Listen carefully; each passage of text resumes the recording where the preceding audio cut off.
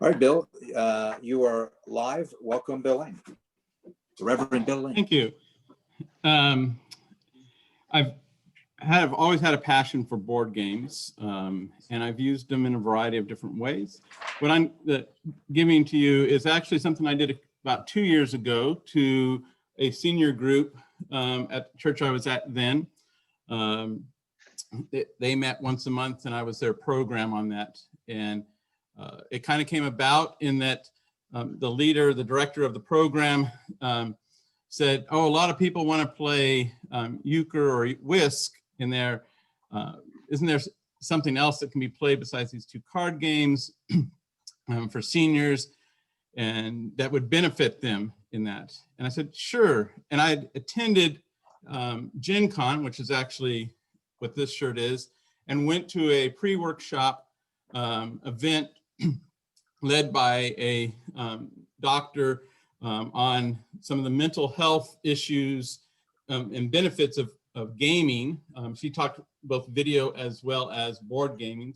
And her research focused a little bit on the elderly, but also she got really interested into post-strenuous stuff from the military when they go out to battle and war and them feeling depressed or other PTCs and stuff that happens, and how gaming has had a positive influence of helping their recovery into that. So it was kind of taking this mental aspect that she was doing to it. So this is kind of combined into that.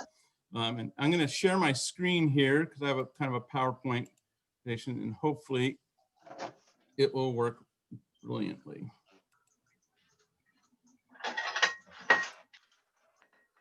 That's not the screen I want. Try it.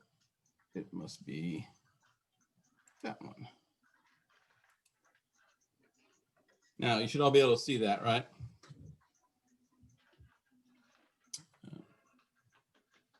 So now I got to get over. Yes. I'm using multiple screens, so I have to get my mouses in the right spots for it.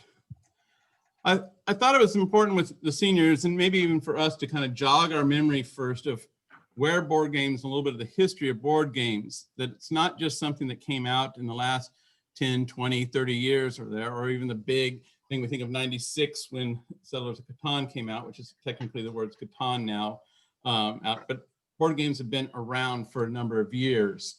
And our most recorded history, or that we can find evidence for, is actually somewhere around 5000 BC. Yeah, 5000 BC. And the recorded game, and you may know this, that the first games were played with dice. They were dice games that came out, and dice came in different forms in there. You had simple sticks that were the two-sided dice. The lower area there is showing you some dice made out of bone, where they would put holes into it. And so if you heard of casting those bones, throwing those bones, that was also referring to throwing the dice in it. And later then they came into carving out of, not out of wood, but more out of the marble or stone in there. And the six-sided dice really is what took off and was played in most of the games, either six-sided or two-sided dice, because again, those were the easiest. But some of those early games, we still have even today. Satine, which started in 3100 BC. That game, I actually even own it. You can still get it and purchase it. So imagine if you have the copyrights of that for over 6,000 generations, and you're just only getting a nickel off of each one sold. You'd be a billionaire in there. This one is a little bit hard to find the rule set to Mayhem. About 3000 BC in there. Then the Royal Game of Ur, 2650, is probably the first one that we have more of a written rule sets in there, and it's probably the ancestor to backgammon. And they don't have a name for it, but because it was a UK person that found it, and they're part of that, you know, the royal search and all that. That's how the royal game in there. From there, that came out of checkers and backgammon. Then it's the next one, 2000 BC. We're still in the BCs here. Go, it's 2000 BC. Simple game, they say, ha ha ha. Mins Morris. Oh, now we're pushing it closer. 14 BC in there. Toff 400 AD. So one of our first ones in the AD. And then chess 600. And a lot of people say, well, chess is the older game, but actually chess isn't. Chess was invented in China for the generals to learn how to plan out war plans. And so we think of a 9x9 chessboard. They had sometimes 81 by 81 squares to move their troops and stuff around. So it was a game by the military first before it even became popular in it. And that's why we put that 600 AD. And then Macaque coming out of Africa in there at 700 AD.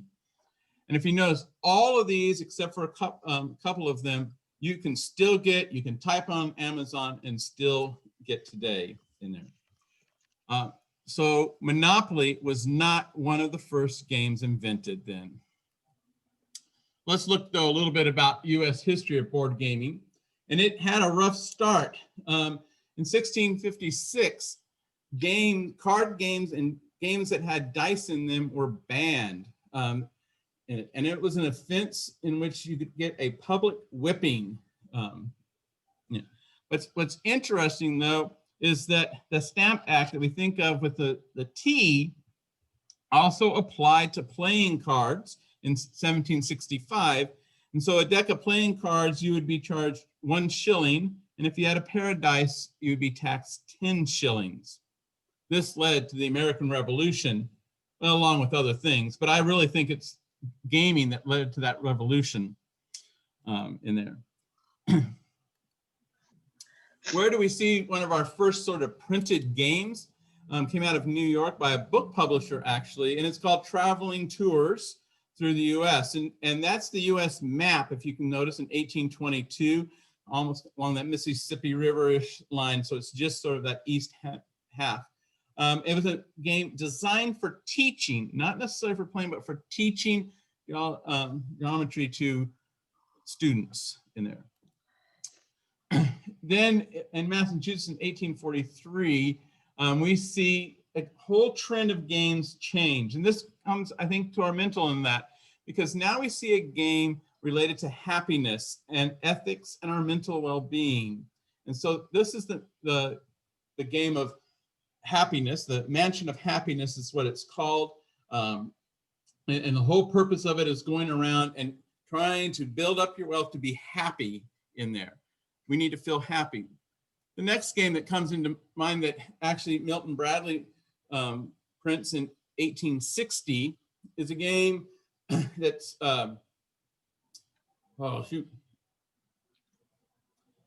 in My, it's a checker game, Happy in My Old Age. And so you go around this board for the game of life in your old age, you want to end up accumulating 100 points in there. What's interesting is, again, this is following ethics, is that if you land on the gambling, you are ruined and you automatically lose. Gambling does not bring happiness to you, according to them. There are also spots on there that could lead to poverty and suicide. And so if you take the wrong path into that, you can commit suicide. And again, you don't get your 100 points into it. This game is interesting, though. It was carried by Civil War soldiers as a way of kind of teaching them a little bit about ethics and how to live life to be happy in there while they're fighting battles. They didn't want them gambling, and they wanted to kind of teach them some morals, I guess.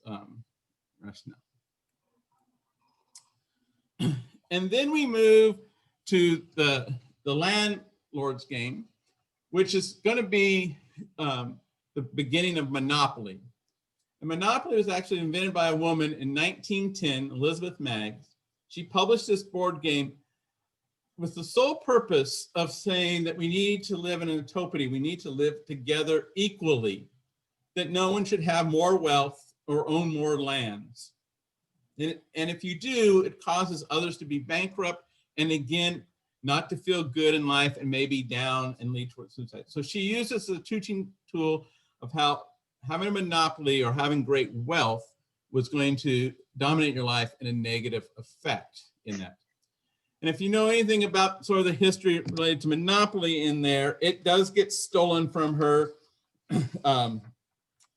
by a man in 1934. If you kind of go through the whole history of it, Darwin takes the first Monopoly set, which was round because you went around the board in there. He sold it to a department store in Philadelphia, who then he later got Gimbels to kind of invest in this. That led to F&A Schwartz to ultimately sort of publish this game out. It hits in 1936, though, it skyrockets. And think about the time period in 1929, 1936, where the country is in a depression in there. And as a result, though, this game is winning. And if part of it, they're thinking maybe there's a way of being an investor that we can get out of the depression as part of it, as well as it was a cheap entertainment for families. They are under a lot of stress and pressure in there of how do we make ends meet? People are going bankrupt. You're hearing of people jumping out of buildings, long soup lines. And for a few bucks, they could purchase Monopoly and bring some joy and happiness into their lives. The game later is picked up by Parker Brothers, which then is able to mass market it across the United States in huge numbers of that. Monopoly has an interesting history. Monopoly was one of the first games in history to actually have world championships. That they no longer do that because there was too much cheating going on, believe it or not. And it got caught when it was being videotaped. You could watch them live stream on YouTube, and people caught them cheating, and that just led to big scandals. But Monopoly also plays a very important part in World War II. Maybe you don't know this, but 10,000 copies of Monopoly was printed for troops, mainly for those on bomber planes.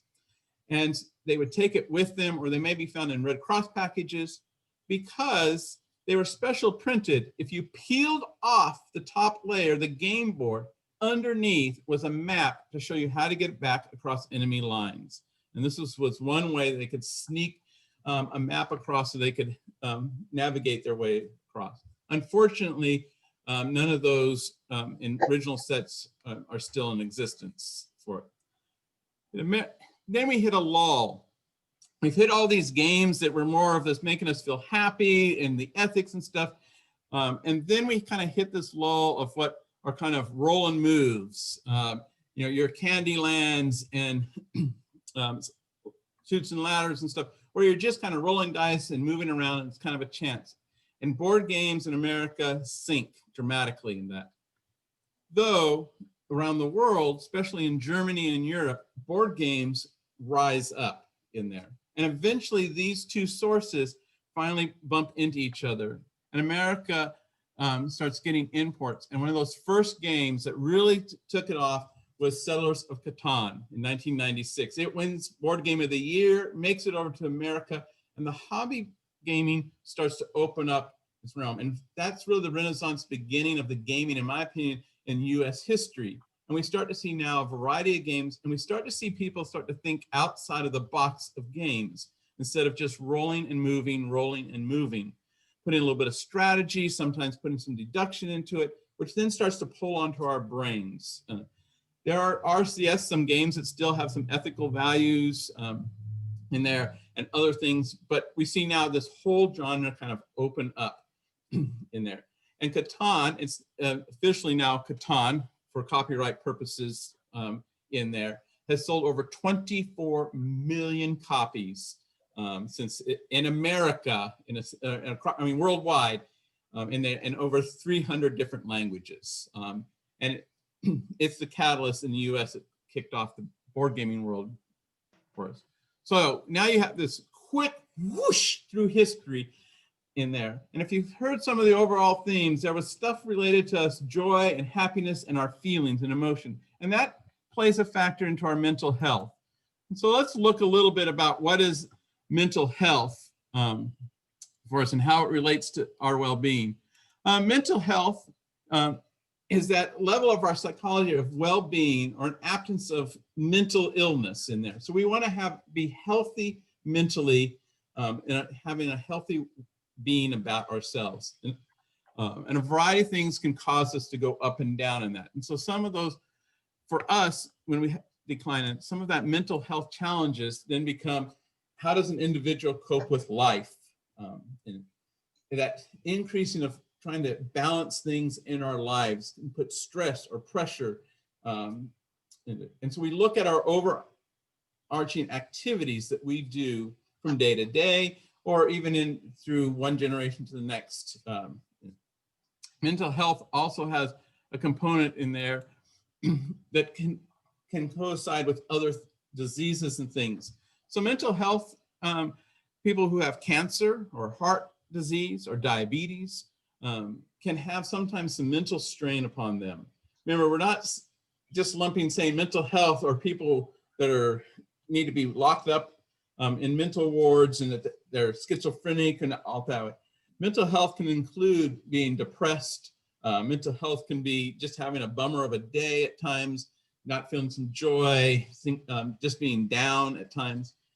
So it's not just saying I have dementia or Alzheimer's or that I am schizophrenic in there. So this is where other illnesses, and this is, again, I did this a couple of years ago. I would probably add in pandemics in here can cause some of that. And we are seeing some of that pandemic feels on our children and adults and older adults. And so this just does not apply to just those 55 and older where we're putting in our senior classification.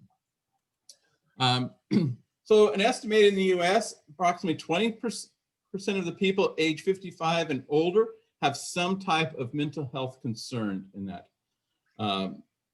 In other words, they are either very much concerned about it or that they feel that they fit in that border of possibly having a mental health in that issues, either later in their lives or that am I experiencing that now? It's not 20% of the population has mental health, but they have that concern for it and they may have mental health in that.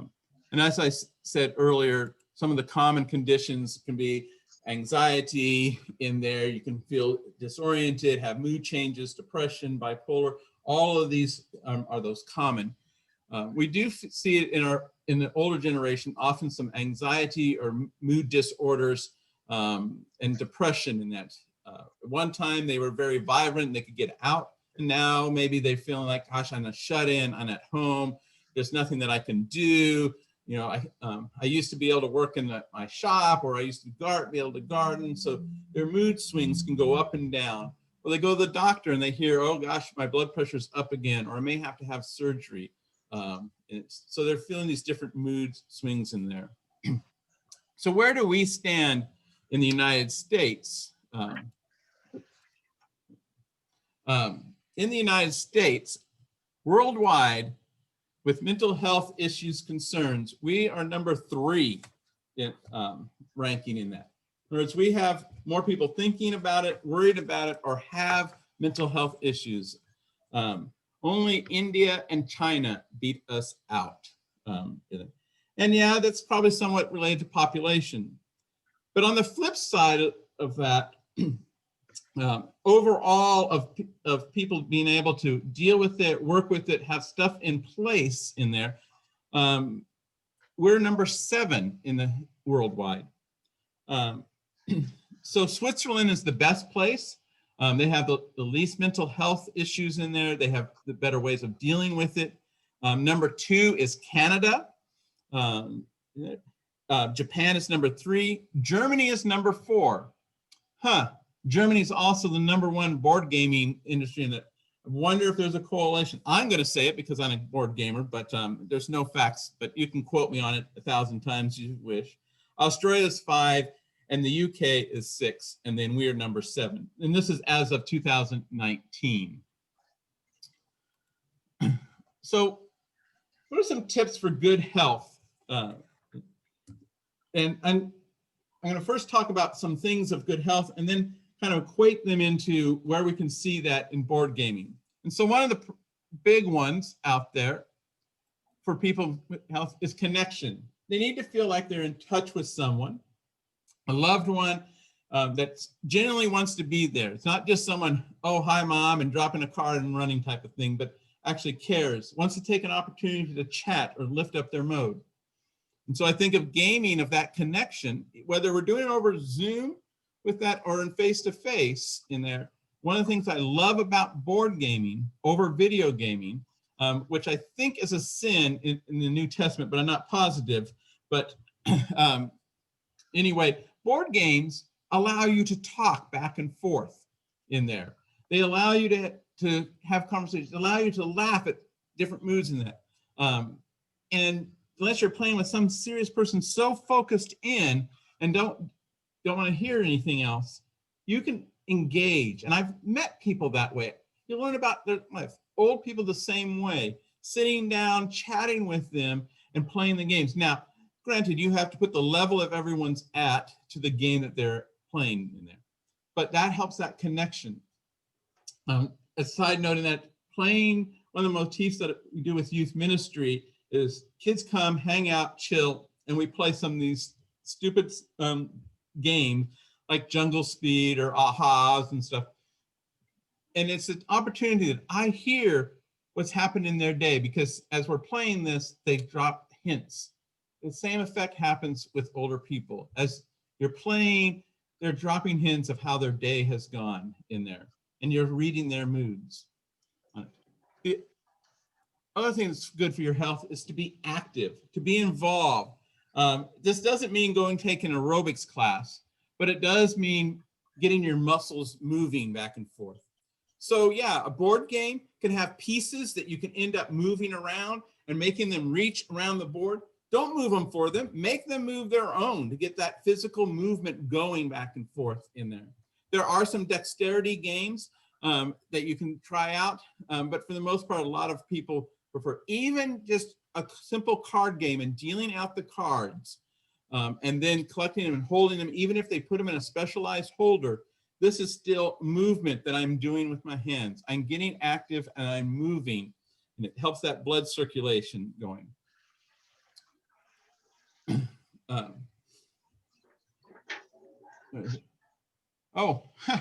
I'm not even looking at my own slides here. Sorry, there's my be active. So we have the exercise. The other be active is the simple movement. Learning. And you know, you've heard the saying, you can't teach an old dog new tricks in there. Well, old people are not old dogs. They are vibrant people in there. Yes, they may tell you the same story every time that you meet with them about how their grandkid is or about how they fought in World War II or whatever. But they're not past learning things.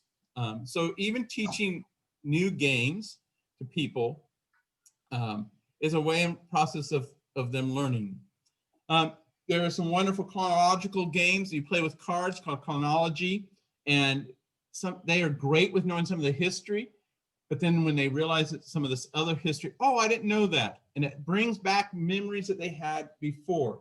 And learning is a great way for even their own self-esteem to say, gosh, I learned how to play this game. I learned a little bit more about history line. I was also able to teach someone maybe why this happened before this happened in a particular event in the life of the game.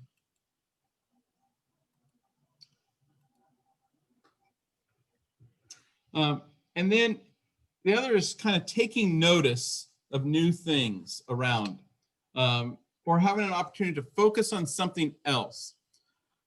So we can get caught up right now in the last, well, I won't say centuries, but it's only been about 9 months of pandemicking, and hearing that same thing over and over in the news. We read it in the newspaper, we hear it over and over. Board gaming gives them an opportunity for all of us, for our mental health, to turn that off and focus on something else. Take a different focus in there. Maybe it is playing Catan and focusing on, do I have enough wood, or can I trade my sheep in to get brick, type of thing. And slowly you slip into focusing on the game. And it's not that you forgot about the world around you, It's just that you've given yourself a temporary sort of distraction in there to allow yourself to take a breather from that stress and pressure that's being put on us. And the last thing, we all need to have fun, just to have fun in our lives. And board gamings can bring in that laughter moments. My niece and nephew, I've played board games with ever since they could kind of take pieces and move it around. And to this day, they're in their 20s in that we still laugh about some of these crazy moments. One of our favorite games that we put, and it's our tradition at Thanksgiving, and we figured out how to do this distancing for us, is Heroescape. Now, I like to boast the fact that my team, which is my brother-in-law, their father and I have been a team, and they've been a team together. We have beat them every single time throughout the years. It's not true, and I may have to turn off the recording. They actually have won more than we have, but we still laugh about times of there. When Sean got up to go to the bathroom in the middle of the game, and then here's this uproar, and next thing we know, we hear him in the bathroom going, "Come on, pee faster, I got to get back into the game." So it's been our comment, and anyone gets up from the bath to go to the bathroom in the middle of the game is, remember to pee fast because your turn may come soon in there. It's just having this fun. My mom, who can't see very well, doesn't understand the rules as well, she plays with us and still has this great time because she's with the family in there. And we still joke about, "Mom, you can't put that card down." But I have it in my hand and I want to get it out of my hand. And it's just laugh moments in there. Well, we all need that. And sometimes as you get older in life, you think like, when's the next time I'm going to laugh?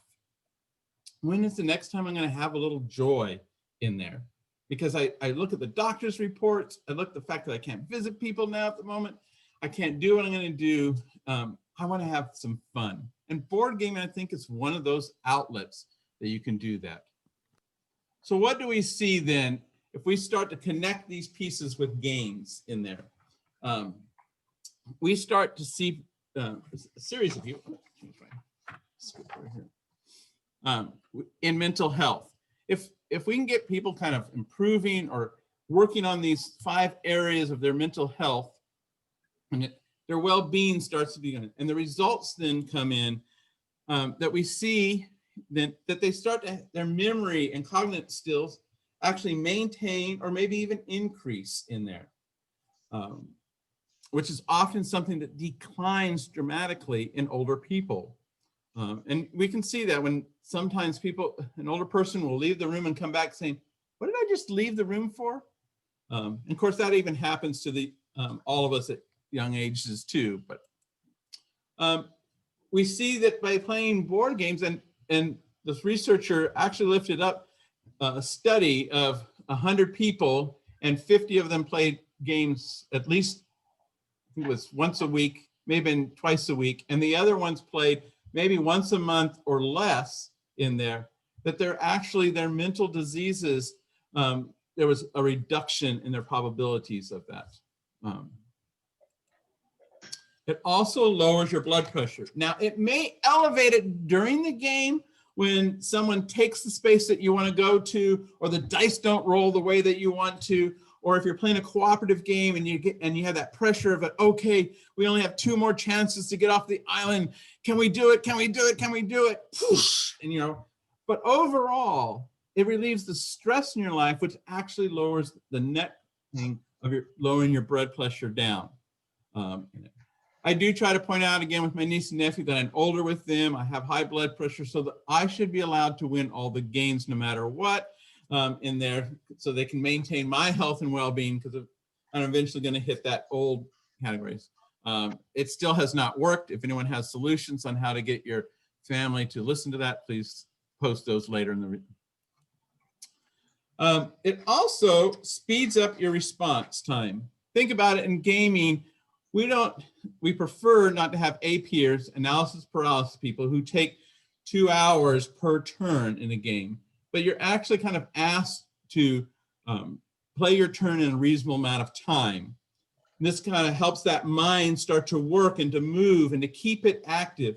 It's kind of like muscles. You know, on a bicycle, you might have been able to you might have been able to pedal, 5 miles on a ride, and you stop for a number of years, you may not be able to reach that goal immediately. You have to work back up to it. So it's working the mind muscle that correlates with your response times in there and keeping them active.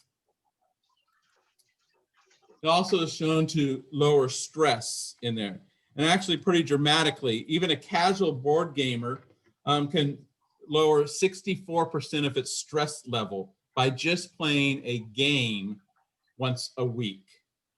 And they classify the game needs to be at least in that hour to 2 hour period of time in there. If you choose to do that twice a week in there, you can see another 53% on top of it. I'm sorry, once a month. I got to read my own notes here. I'm sorry. Twice a month, you see a 53%. 64, you see once a week. You see it, so 4 times. If you kind of do the math into there, if you did it daily, you'd probably be like in the negative and have no stress in your life whatsoever. Now, here's one that was interesting that came into being, is it helps your immune system, helps you grow your immune system to fight diseases. Now, it's not the fact that you're now sitting across the table from people who sneeze and cough on you, or that everyone licks the cards first so we can pass the disease around in there. It's the fact that games bring you joy and have a positive influence in your life and give you a positive feelings. And believe it or not, positive, joyful feelings actually helps you build up an immune system and allows you to strengthen you to fight diseases better. And this has been proven in other things besides board gaming, but simple board games that brings you some joy in there might be a better solution to fighting the coronavirus than masks. No, I didn't say that, but and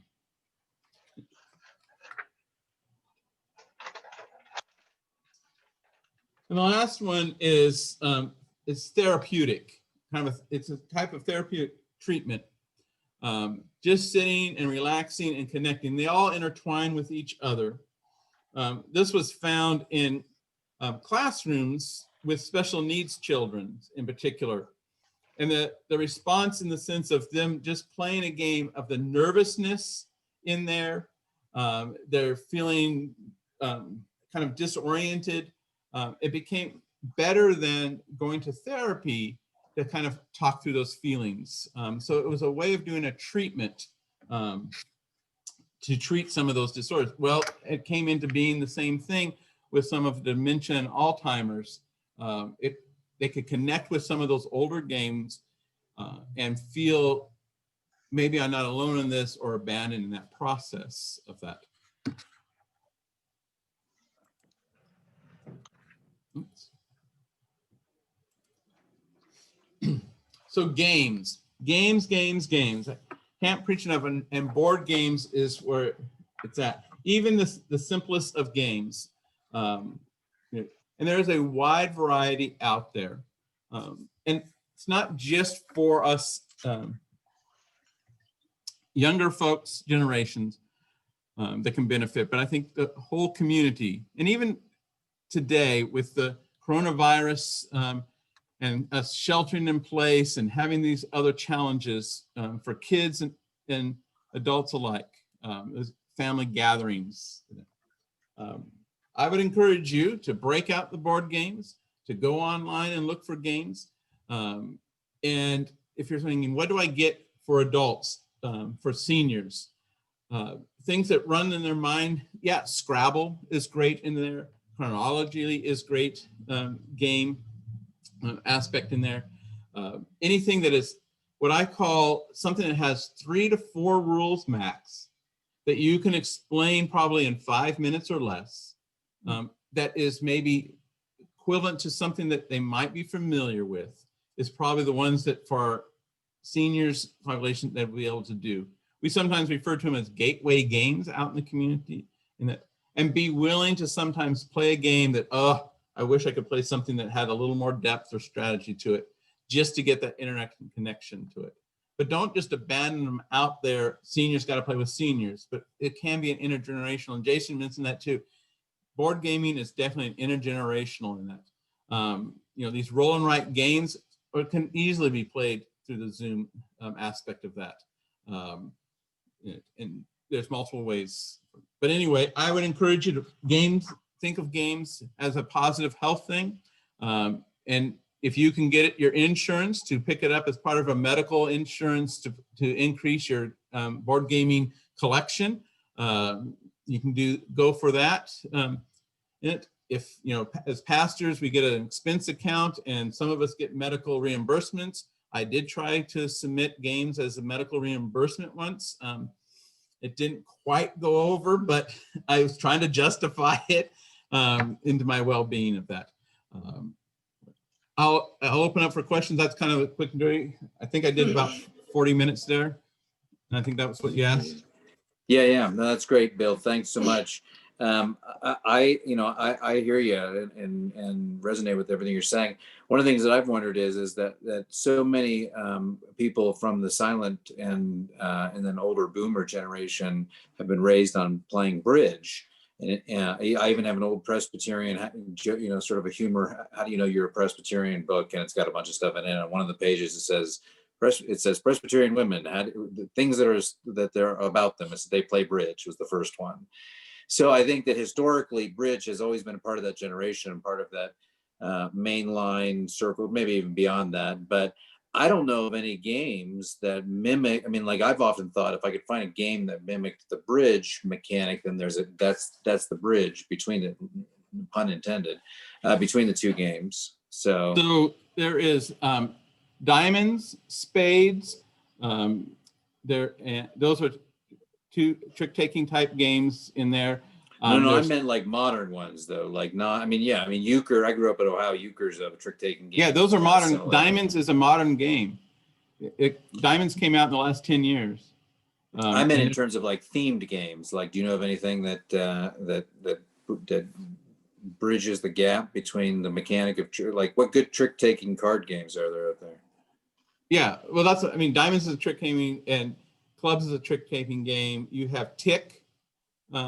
That's a trick-taking game. A two-player trick game is Fox and Forest. Yeah, there it is. Fox Andy just said that too.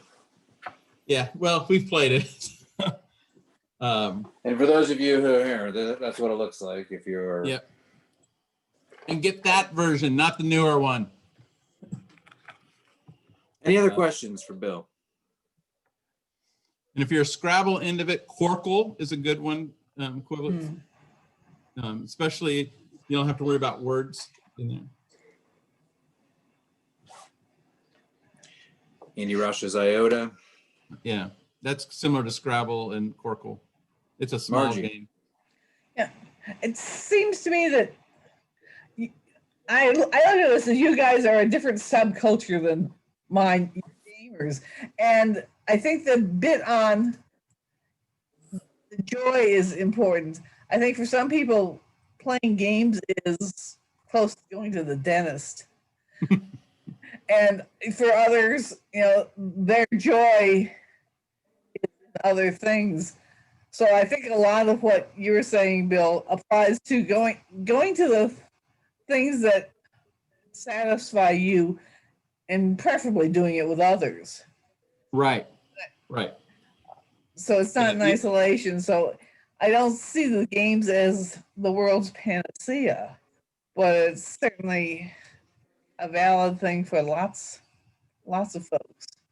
And I think that what I would add to that, though, Marjorie, is that I do think, I have often said there's a monk inside of everyone, because I think at our hearts, at our core, there's a sense of peace or stillness or monasticism that's there. But I haven't gone as far as to say that I think everyone is a gamer, but I do think that there's a greater category of people who have been conditioned by our culture against games because they grew up either having to play Candyland or having to play Monopoly and having bad experiences and just thinking, I don't want that. And so and because some of those experiences are so emotionally bound. I remember the kid across the street. I remember I was beating him in Monopoly. He flipped the board over, and I remember I was so angry because I was like, and those sort of things stick with you.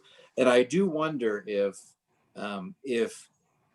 there's I've often said there's a game for everyone. Some people like party games, some people like word games, some people like spatial games, and gamers tend to like all sorts of games because they like the process and thinking through those things. But I do think that there probably is a game out there that could meet most people. And I love introducing a game to people and having them at the end almost in a epiphany or eureka sort of thing, like, oh, that was really fun. Like they just like all of a sudden a world is being opened. And I think for me, I didn't grow up liking Risk or Monopoly. I played them. I was a chess player. I liked like strategically thinking, but I didn't like it. I didn't like the interaction of those games. So for me, when I was in Germany on a church retreat, and the first time someone pulled out Settlers, and we played it, it was like my mind was like, oh my gosh, this was amazing. And I know that I'm a gamer, but I do think there are people who are not gamers that could segue into them. Maybe not to the extent that they're playing complex games, but just to the extent of having a pastime that allows them to enter into something enjoyable that brings joy because they're stimulated and they're mentally and relationally. So, Yeah. any other thoughts? What was that, Marjorie? Oh, I was going to sort of agree with you, and I enjoyed TOPCon and this because it does open a door for me into a different world. I don't think I raised my kids with a lot of games because I had gotten turned off to them at some point. Yeah. Well, if anyone's had to play Candyland with a child, I mean, that'll do it. Yeah. And I tortured my mother, I'm sure, with games back when. But when Jeff and I tried doing this at our church pre-COVID, there was definitely a time factor, a learning factor. What you were saying, Bill, 5 rules that you can teach in 5 minutes, those worked. The more involved strategy games, people didn't have the interest, the attention span, or the memory retention. Yeah, it's a process. You got to build this some of the more extensive games. So and those are the place where they're not for everyone, but so yeah. But the way we've done so far, you've taken about 25 minutes to introduce and explain it to the gaming community how to play it. So and it's harder when it is harder over Zoom as well. I mean, it's one of those things. Yeah, and roll and write games aren't the simple. A couple of the ones we'll play this evening are a little more simple, but. Yeah, because I took a break this morning because I had my daughter dropped in, and I mentioned I was doing this, and she goes, games of the internet. Her eyes brightened. And says, "I really need something for my kid at Girl Scouts." Yeah, I just saw. If you haven't checked out the chat, there's a number of things that came up. I guess I missed a few. I have to list a couple of them. So anyway, I was entranced by Bill. Be quiet. I do have, someone asked about a list of games for seniors. I have that. I'm trying to post it onto Facebook. It's about a 2-page list of some of the games that might work with seniors. Well, thanks, Bill. Much appreciated. You've given us some good food for thought. Let's go. I'm going to stop the recording and let's go ahead.